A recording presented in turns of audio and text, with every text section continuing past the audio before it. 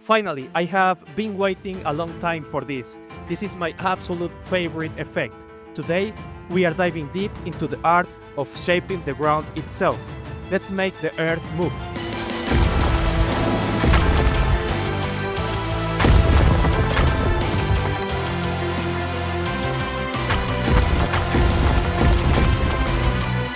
Earth bending is one of the simplest yet most challenging effects to create. It's fascinating how something as boring and flat as a rock can look so cool just by animating it properly and adding the right supporting elements. You have probably seen this in action in games like Brawlhalla and Lost Ark, and of course, one of the greatest animated series of all time, Avatar: The Last Airbender. If you're going to move it, you've got to be like a rock yourself. Like a rock. Got it. Good. Now the actual motion of this one is pretty simple. But earthbending isn't just about rocks. It's a highly versatile effect. You can take the same principles and craft volcanic eruptions, impact effects, ice spikes, and more. Today, I will show you how to create this effect entirely from scratch.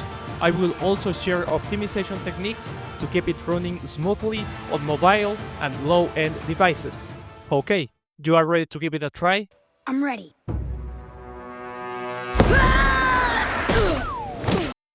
This effect will be divided into three parts. First, we will arrange the rocks to achieve a nice looking composition and figure out the whole motion using the animation player. Then, we will see how to create these damage marks, and I will share with you some optimization techniques to ensure smooth performance on mobile and low-end devices. Finally, we will add the final touches, dust, debris, and extra details to complete the impact. This video is segmented into these three sections, so you can easily navigate and jump to the parts you are most interested in using the bar below. Alright, let's start with the basic spikes. Okay, so here we are in Godot. For this tutorial, we will need to use some 3D models.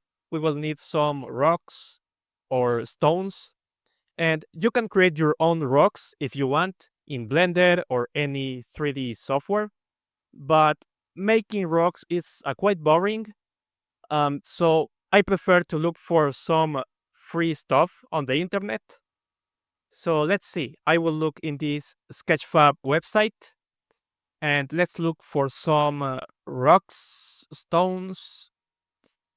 Okay, here we have some Toonish style rocks and stylized rocks and realistic rocks.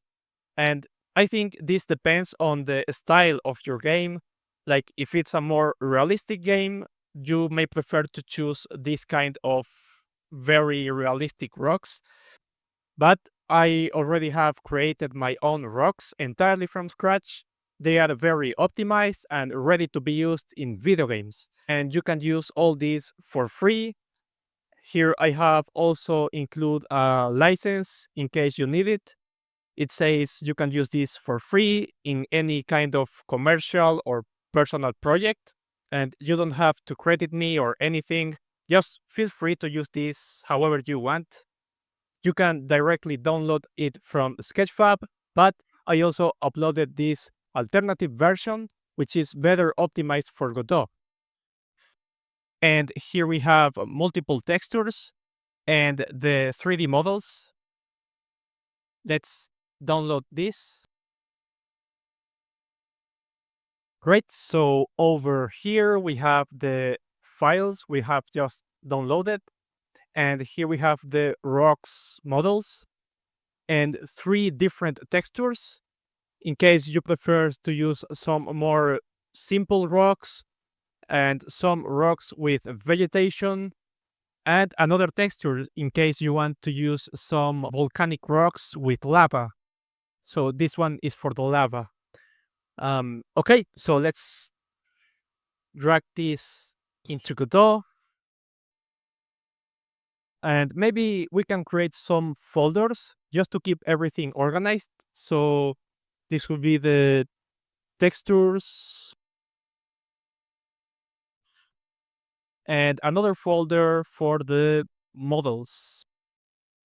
Now let's go ahead and drag our 3D rocks models into the scene. And as you can see here, we have multiple different rocks to play with. And we need to assign a material for these rocks. So I will go ahead and open this 3D file and go to Actions, Extract Materials.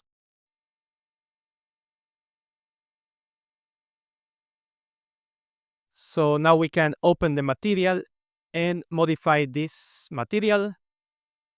Let's go to Albedo and assign a texture for these rocks.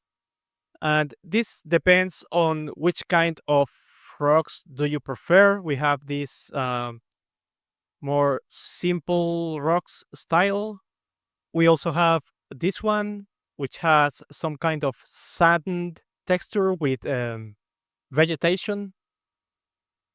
And this one, which has more volcanic rocks. And you can also add some lava as well in this emission texture, like so, and increase the intensity of the lava. So yeah, feel free to choose whatever texture you prefer. In this case, I will just use the simple rocks A texture. And I will also increase the roughness. And I want these rocks to be a little bit toonish, so I will select the tune shading mode for these rocks. In this case, I think I will go ahead and do some kind of spiky attack with some few rocks only. Maybe I can pick the most sharp rocks over here, like this one, or maybe this one. So let's pick. Oh, okay. All these rocks are merged. So we need to go ahead and right click and make this editable and make local. So now all the rocks are separated. Also, as you can see, all these rocks already has a collision shape, which is very useful in this case. If we go ahead and enable this, we can see the collision shape of each rock. And this is very useful because we don't need to worry about collisions. I already have done all the collisions beforehand in Blender. Cool. I will go ahead and collapse all these guys. And I want to pick the most sharpest rocks for this effect. Maybe this one. So I will duplicate this and move it over here. And maybe I can scale it like so. And in this case, I am using hotkeys for quickly iterate, rotate, and scale the rocks. If you go over here at the top and hover the mouse over the icon, you can see the shortcut for each key. In this case, we can press the W key for moving the rock, the E for scale, R for rotate. So I will quickly do that using the hotkeys so I can do this very fast. In this case, I want to scale over the rotation of the rock.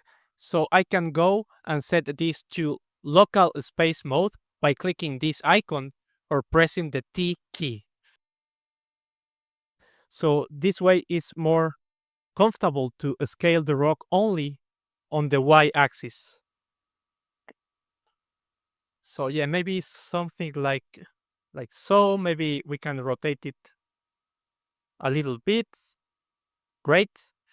And I want to repeat this process for another rock. Maybe let's pick this one. And once again, I want to scale, rotate, switch to local mode so I can easily move it, and scale it a little bit more. Make sure that the snap tool is disabled. Snap tool is annoying.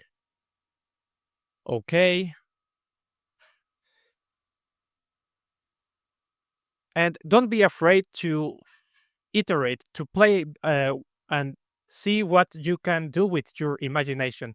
Also, don't be scary if the rocks are passing through the floor. That is not a problem. Nobody will see the lower part of the floor.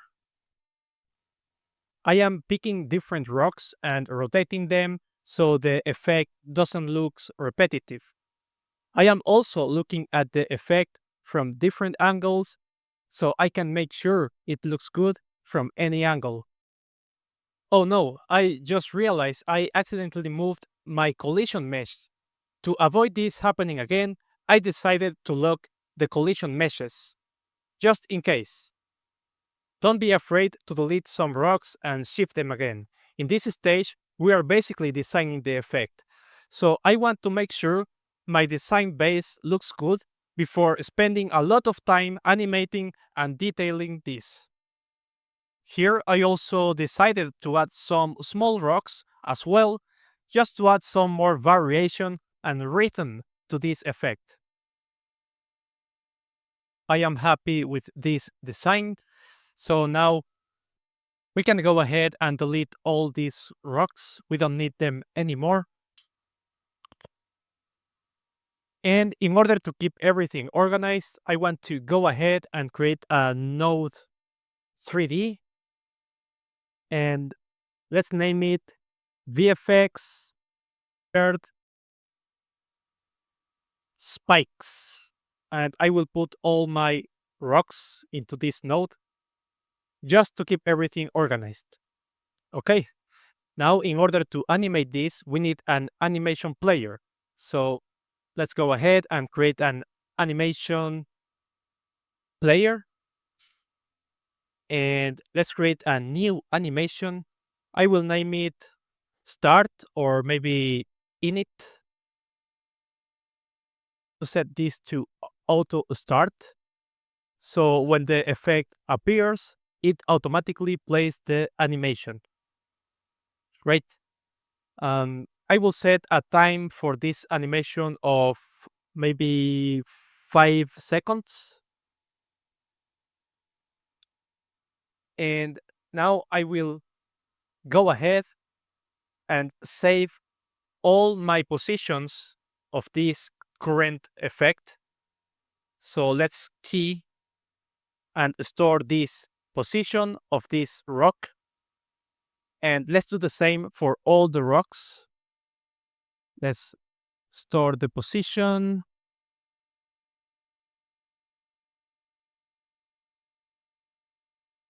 So now if we go to the animation player, here we can see all the current positions of all the rocks. I will move all these over here because this will be the final position, not the initial position. And I want now to go ahead and select the rocks and let's hide these guys. Oh, no, let's go to actually local position and hide them this way. Okay, let's store this position. Let's key. Do the same for this guy.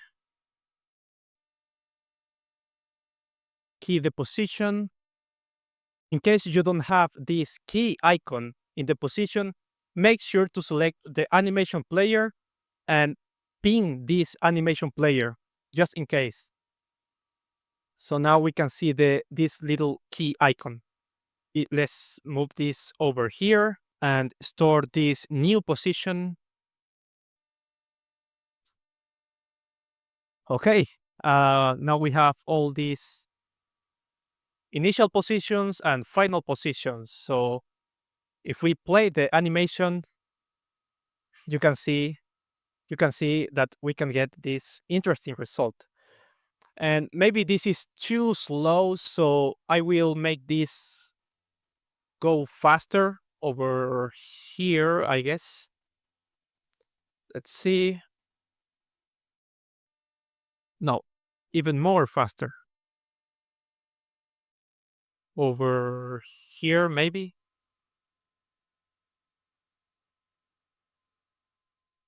Okay, this is better. But I feel like this is too weak. Like it looks like a machine, right? It doesn't look like a heavy and powerful stone. So I want to show you a trick to make this animation much more interesting. Let's see, I will go ahead and duplicate all these final positions. I will put my, let me zoom in a little bit, and I will put my cursor over here in the middle. And I want to Control D to duplicate all the final positions, like so. So we have the initial position like this, and the final position 2 times. So the trick is I want to go ahead and select the rock, but I want to pop out this rock a little bit more, like over here, and store this new position here in the middle of the animation, like so. So I will store this new position, as you can see, in the middle. And I want to do the same for all the rocks. Move it a little bit up, like so. Store this new position here in the middle of the animation. Do the same for all these guys.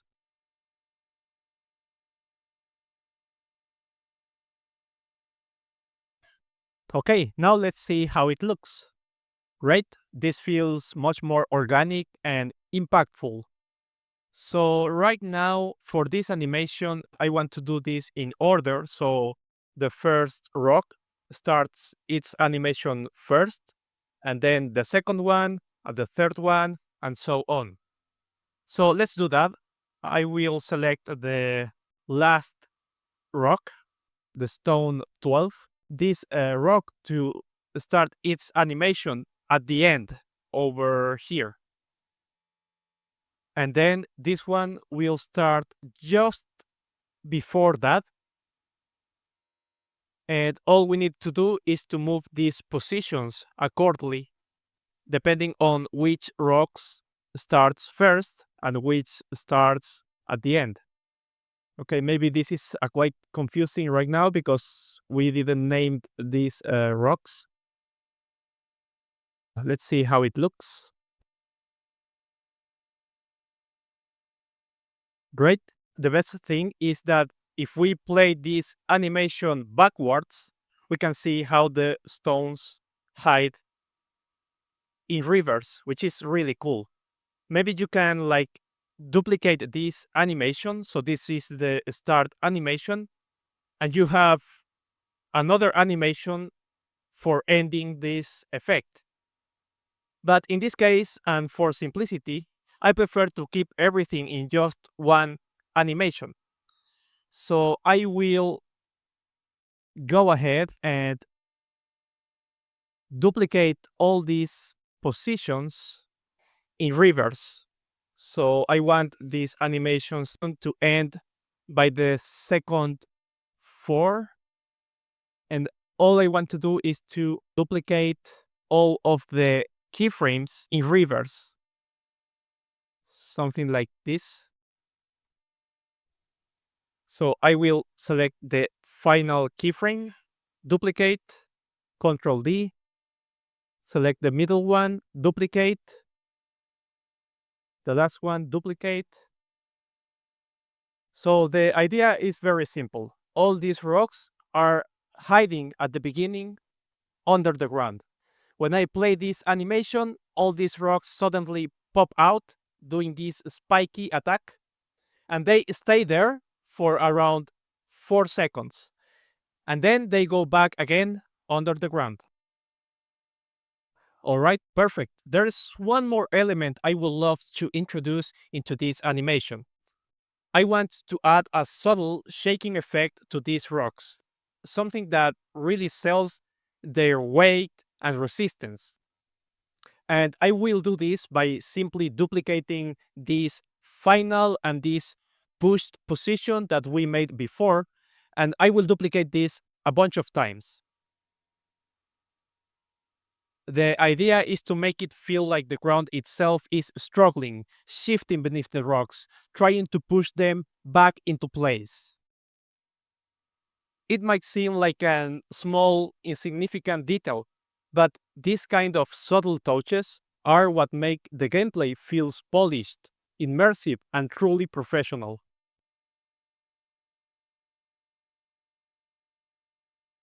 Excellent. We have some nice moving spikes. Now, let's reinforce this effect by adding realistic damage to the floor.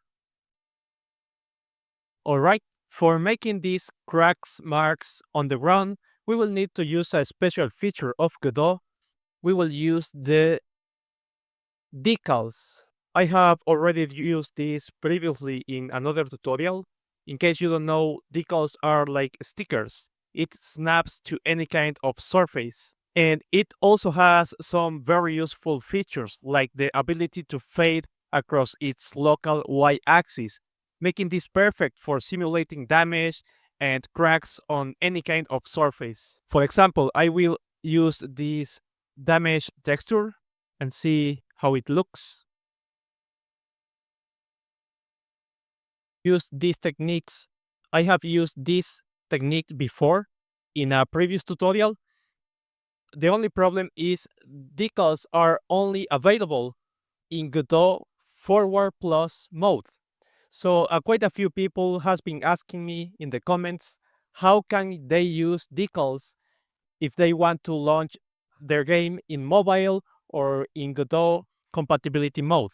So today I will show you two alternatives to do this without using decals. The first and easiest one is to just create a simple plane and just add a simple material, and add this transparent texture like so. Let's put this transparency to alpha, and there we go. And this is like the cheapest way to do fake decals. But the only problem is that this is just a single plane, so it doesn't adapt to any kind of surface. So yeah, I only recommend you to do this if your video game has a perfect surface, a perfect floor with no imperfections, with no terrain, crazy stuff. Then this is a good way to do it. So maybe you are wondering, how can I do this if I am using Godot in compatibility mode or in mobile and I have a crazy terrain with a lot of imperfections? Well, another way to do this is by using a special shader. So I have created a shader just for this. I have created this fake decal shader that works in compatibility mode and mobile. And it's available for free in the Godot shaders website, so everyone can use it. So yeah, this is another way to do it. So let's do this. I will go ahead and create a mesh. I want to create a box mesh. And I will go ahead and add a new shader to this box. I will add a simple shader. Let's name it maybe fake decal shader.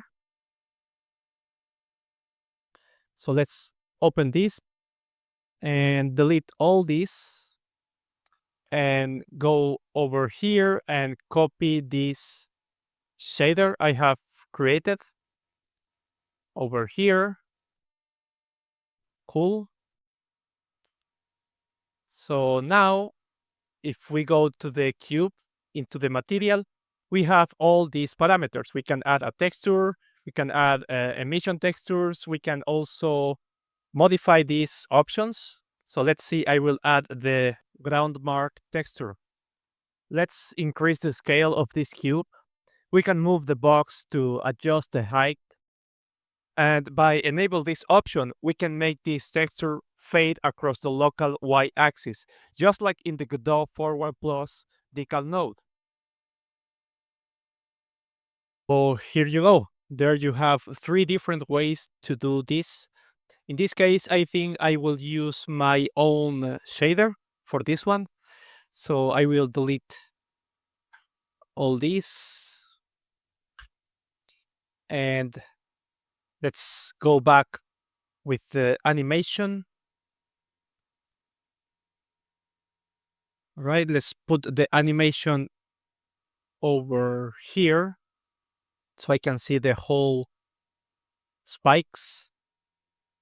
And I will go ahead and move this guy over here like so. Maybe we can adjust the fading a little bit, move this box quite a bit until we find a nice looking balance between the cracks on the ground and the rocks. Cool. Now I will duplicate these decals, rotate it a little bit to give it some variation, maybe change the scale quite a bit so it looks different. And I will repeat this process for all the rocks. All right, now we have this nice looking transition between the ground and the rocks. So now I can go to the material of the decal and adjust this albedo mix parameter so I can make these cracks fade in and disappear at the end of the effect. So let's do that. I will go ahead and I want these marks to be full transparent at the beginning. So then over here, they become fully visible. These marks stay visible for a while, for around 4.2 seconds, and then they disappear at the end. All right, let's see how it looks. Let's play this. All right, now I will need to make these ground marks appear progressively following the sequence of the stones. I will take advantage of this fading property by moving this decal. So we can basically animate this motion exactly as we have done for the rocks, but this time we will do it for these crack marks on the ground. So I will first key this current position for each one of these ground marks. First, I want to store this current position for each one of these decals. And now I will put my animation player in a position just before that so I can move this decal down into this new position and store this value. So repeat this for each one of these different ground marks. All right. So here we have the down position and up position. Cool. Now let's make sure that the timing is correct. So I will move these animations so my ground mark number 1 start first, and then the ground mark number 2 just before that, and then the number 3, and so on. Let's see. There you go. It's looking nice. Cool. So in order to keep everything organized, I also want to go ahead and rename all these guys. So this is the ground mark 1 and ground mark 2, 3, all these ground marks into my node just to keep everything organized. Okay, we are almost there. Now we only need to add some finishing touches. Let's add some dust and debris to complete this effect. Alright, for this small particle debris, we will need to create a very simple 3D model. But maybe you are wondering, okay, but why don't we simply go ahead and use these nice rocks models that you have created? Well, even if I have done my best to optimize all these models and textures, I don't recommend you to use this in a very small, tiny particle that is barely visible. We don't even need to use a texture for that. So, in order to make this as much performant as we can and optimized, I prefer to use a new, very minimalistic, simplified model with no textures just for this small particle debris. Here we are in Blender, and this time we will use a very simple plugin that comes with Blender to do this. Make sure you have it. Just go to Edit, Preferences. In Get Extensions, make sure you have the Cell Fracture plugin enabled. I already have this enabled, so it's okay. And yet I will go ahead and edit this cube. I will press W to subdivide this a bunch of times. And now I will go back to the cube object and press F3 so I can look for cell fracture. And I want to keep all these options exactly as they are. I just want to set a noise of 0.2 and press OK. So this will destroy this cube, making a bunch of small pieces. And also the cube, we don't need this, delete. And yeah, this is the simplest way to create a small debris. Just pick any of these debris that you like. Maybe this one, I will pick this one. So I just select everything else, delete, and maybe I can go ahead and move this into a nice position. Let's make sure the topology of this model is clean. So I will go to Edit Mode, press A to deselect all the faces, and F3 so I can look for select faces by sides. And I want to select all the faces that are greater than 4. So I can now Control T to eliminate all the endgons of these models. All right, let's go back to object mode and apply location, rotation, scale. And now let's export this. So let's go to File, Export, OBJ. And I will name this Static Mesh Debris 1. All right, let's go back to Godot so we can go ahead and import our new model. And now I want to create a particle system. And because this is a computer video game, I want to create a GPU particle system. Let's name it small debris. In order for these particles to work, we need to create a new particle process material and assign a mesh. So I can assign my new debris mesh. Cool. Let's also create a new material for these particles. I want to create a new standard material.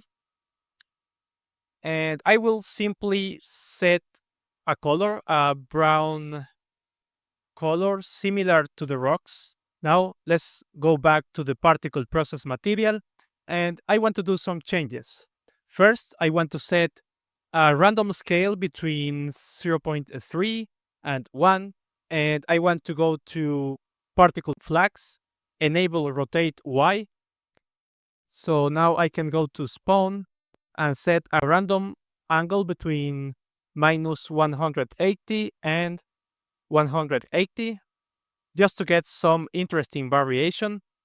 We can do the same in position. Let's go to position, and I want these particles to spawn into a sphere position with a radius of 0.3. Now let's do the same in the velocity. Let's put a velocity into the y-axis with a speed of 15 and a random value between 5 and maybe 10. Also, let's give it some radial velocity as well with a random value between 1 and 2. And also, I will create a curve to control this radial velocity.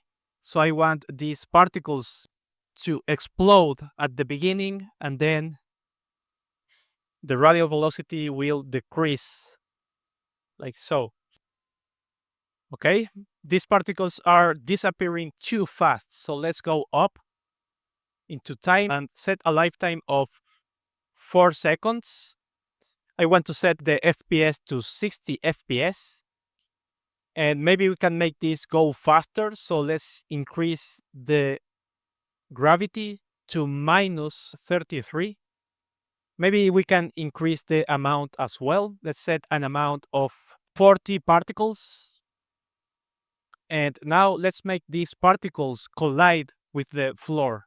So in order to do that, I will go over here into collision and set the collision mode to rigid. Let's set a friction of 0.8 and a bounciness of 0.3 using scale. So now I can go ahead and create a GPU particles collision box. So with this, particles can collide with this collider, particles collider. So maybe we can increase the size of this collider. And I want to adjust the size so it can fit into the collision area of the effect. Great. I want these rocks to gradually vanish or disappear over the time. So I will use the scale for doing that. Let's go to the particles scale, and I will create a new curve. So I want my particles to stay in its original size at the beginning over here. But at the end, I want these particles to shrink its size. All right. So now the idea is to move this particle emitter with the rocks effect. So let's see, for example, as soon as the animation starts playing, we can make these debris particles to start emitting and moving, so it looks like the debris are popping out in sequence with the movement of this spikes animation. So I want to set the debris start position to start over here in this place. This will be the first position, so I will go ahead and save this position into my animation initial position. So I will key this position of the particle system, and then over here by the second 0.8, these particles should be by the end of these spikes over here in this position. So I will save this new position of the particle emitter. So it looks like this. It looks like the spikes are popping out, and also these debris are popping out as well. And when it finishes, let's see, when it finished the attack by the second 0.9, I want these particles to stop emitting around here, but they start emitting at the beginning. So I will key this emission value as well in my animation player. So it's like this. By the second 0, it is not emitting any debris. Then it starts emitting by the second 0.1, and it starts moving the particles. And then the particles stop its emission. Cool. Let's see how it looks. Let's play. Okay, maybe we need much more particles. So let's go to the particles debris and increase the amount. Let's try with 160 particles. Let's play. Okay, this looks much better. This gizmo symbol it's quite annoying, so I will hide this gizmo. And see now the final animation with the debris. All right, let's play.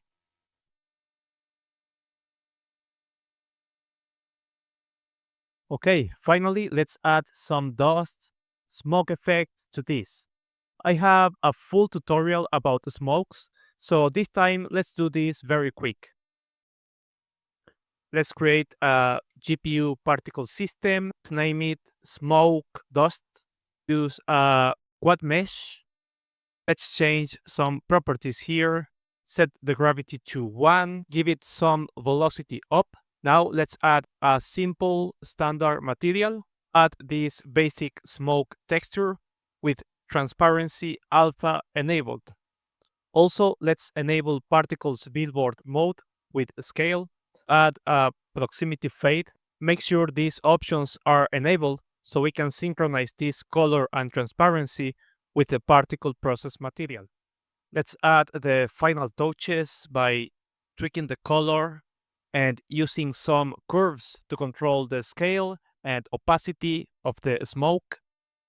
I hope I am not going too fast with this, but once again, remember I have a full video about smoke effects explaining how to do this step by step. Now that we have this nice dust effect, we will need to coordinate it exactly as we did with the debris. I will position my dust effect at the beginning of the animation, so it starts in this position at the beginning, and Then around the second 0.8, it will be into this new position. Also, don't forget to activate the effect as well in the proper time.